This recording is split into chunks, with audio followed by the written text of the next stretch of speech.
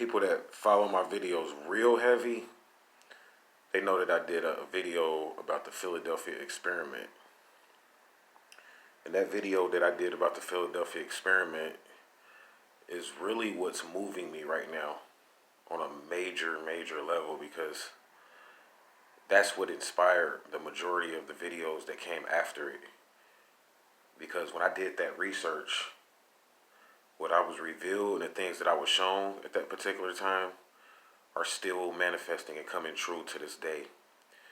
Because I was shown that essentially, if this experiment happened and time travel really did truly occur, that means that all the years from 1930 something going all the way up until 1980, probably like 4 or 5, are basically what's called a vacuum of time.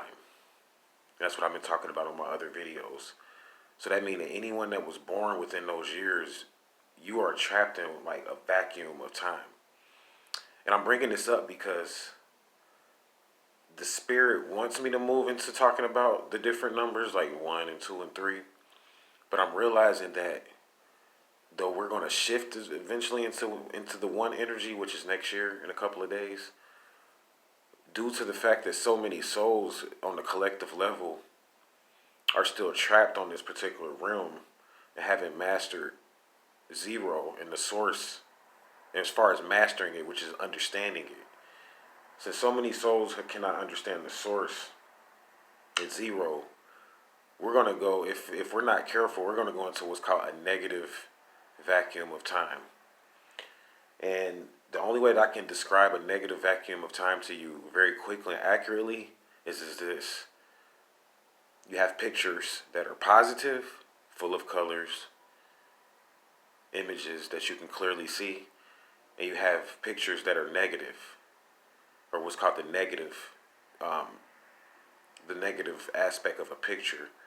Back in the day when you used to get these old cameras, for those of you that can remember, you could take pictures and they had the negatives and the positives. When you developed, the pictures had to be what's called developed back in the day because of the light. And you had negatives and positives. The negative pictures were brown, or a lot of times are black and white. You couldn't see them until they were developed and the colors were added to them. This is the type of time we're in. We're in a negative type of time because of the fact that the experiment that took place when we went through the Philadelphia experiment, everything in the middle, which is between the years of 1940 going all the way up to about 1983, 84, 85, this is all negative time. And in negative time, the only way to balance negative time is to do rituals. And to complete these rituals so that you can balance the negative and then begin to move into the positive. So you can't move into 1, 2, and 3 until you first balance the negative. And they say that there is really no true negative. There's only 0 and 1, of course. But the negative is actually an illusion of time. See, the negative is what traps us here. The negative is what keeps us here. It's the fact that when you tell yourself that you can't make $1 million and you don't manifest it, that's negative. That's what keeps us here. Or when you tell yourself you're not shit and then you manifest that and you end up not making or developing shit. So what happened is that all the generations that were born within this vacuum of time, you weren't born here for nothing. This is a test. And when this test isn't passed, all the baggage and all the fuck ups that you experience on this realm, you pass that on to your children. That's right, you don't just leave this realm a mess. You pass this mess on to your children. And that's called negative time, and that's what we're in. So what I'm explaining here is that we're coming to the end and the closing of time. And if we don't get this negative time right this time, the door's going to close and we're not going to even have a way to reincarnate in the future because of negative time. So we won't have a positive track. So you can only reincarnate back in through a positive track.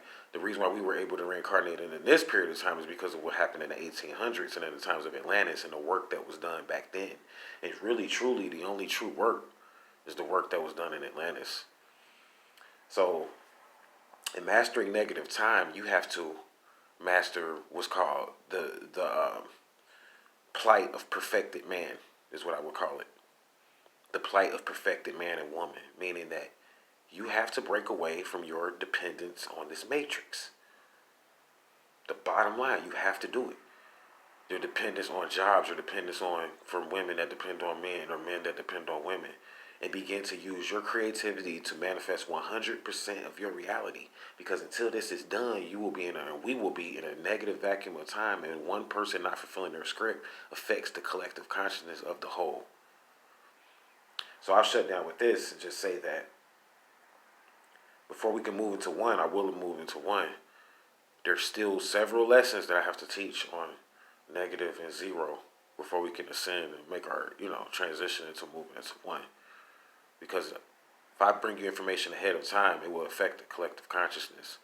And I'm not here to do that. So there's a lot of work that needs to be done.